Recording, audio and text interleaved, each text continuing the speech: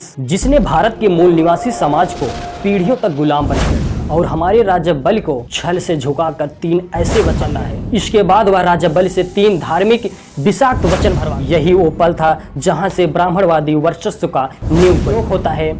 N बंधो बलि राजा दानविंद्रे महाबला तेन तोमात बंधामी माचल माचल माचल।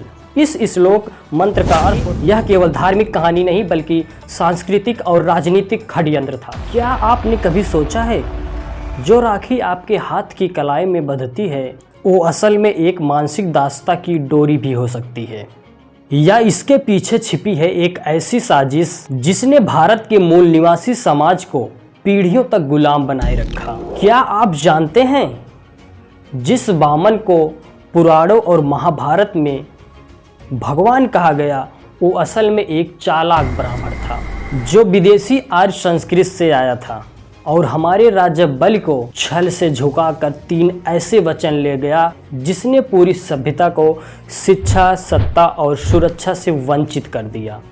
अगर आप सच को सुनने के लिए तैयार हैं तो चलिए मैं आपको आज ऐसे सफ़र पे ले चलता हूँ जो आपको रक्षा बंधन के पीछे की असल कहानी बताएगा। नमस्कार, मैं मनीष शेखर। आज इस वीडियो में हम जानेंगे कि उस रक्षा सूत्र की कहानी जिसे आप हर साल बांधते आ रहे हैं लेकिन शायद कभी आपने समझा नहीं। चलिए आपको उस गहराई में ले चलते हैं जहां रक्षा बंधन की असल चेहरा छुपा हुआ है। रक्षा बंधन आज इसे भाई बहन की एक पवित्र बंधन के रूप में देखा जाता है, लेकिन इसके पीछे एक गहरी अनकही कहानी छुपी हुई है। यह कहानी शुरू होती है लगभग 2000 ईसा पूर्व जब आर्य एक विदेशी समुदाय भारत में प्रवेश करते हैं। उस समय भारत में शासन कर रहे थे मूल निवासी राजा, जिनमें से एक शक्तिशाली और दानशील राजा थे राजा बलि। राजा बलि उत्तर भारत के वर्तमान उत्तर प्रदेश के हरदोई जिले के शासक थे।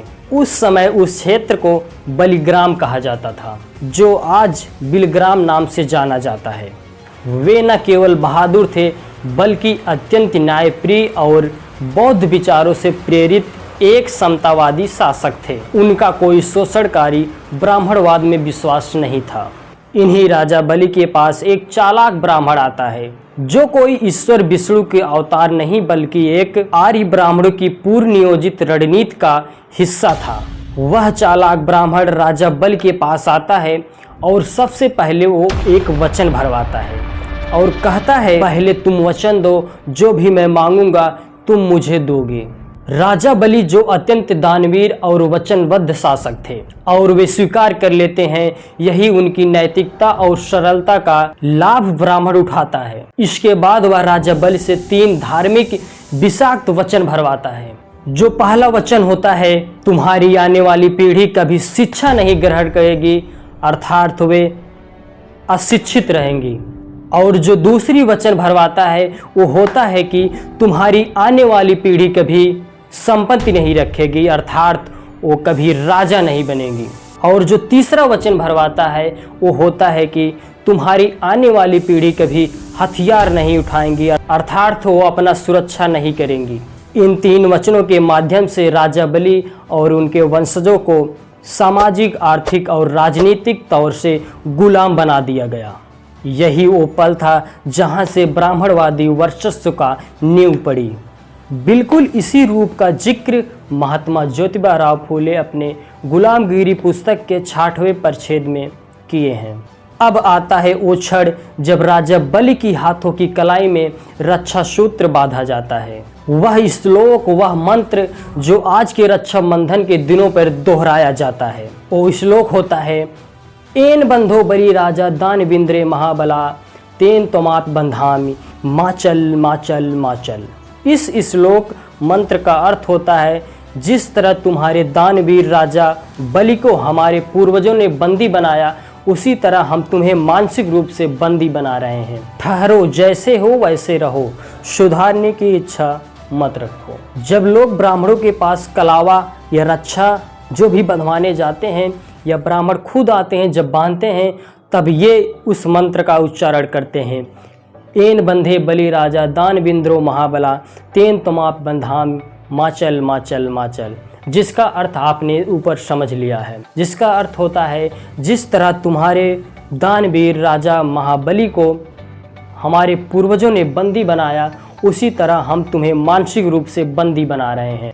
हिलो मत, सुधरने का प्रयास मत करो, इसका यही अर्थ होता है। यह सिर्फ रक्षा सूत्र नहीं था, यह था एक मानसिक बेड़ियों का प्रतीक, जिसे हर साल हमारे ही लोग अपने हाथों से बांधते चले आ रहे हैं, बिना उसकी असलियत जाने। पुराणों और महाभारत में भी इसी कहानी को एक अलग तरीके से बताया गया है, लेकिन यदि हम उन ग्रंथों के पीछे छुपे प्रतीकों और समय काल की स्थिति को देखें तो यह स्पष्ट हो जाता है कि यह केवल धार्मिक कहानी नहीं बल्कि सांस्कृतिक और राजनीतिक षड्यंत्र था। आज जब रक्षाबंधन मनाया जाता है तो बहुत से लोग रक्षाबंधन को एक भावनात्मक कर्तव्य समझते हैं, लेकिन क्या हम उस इतिहास को याद करते हैं जिससे यह वास्तव में जुड़ा हुआ है? जब अगली बार कोई आपके हाथों में राखी बांधने आए तो पूछो खुद से, क्या ये सिर्फ एक रिवाज है या अधूरा सच जिसे अब पूरा करना जरूरी है? तो मित्रों, आपने जाना रक्षाबंधन की वास्तविकता, उनकी इतिहास के बारे में। तो दोस्तों, इस वीडियो में बस इतना ही।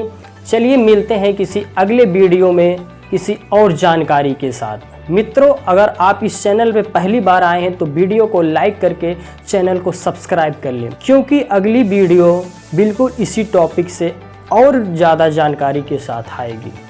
तो चलिए दोस्तों, बहुत बहुत धन्यवाद।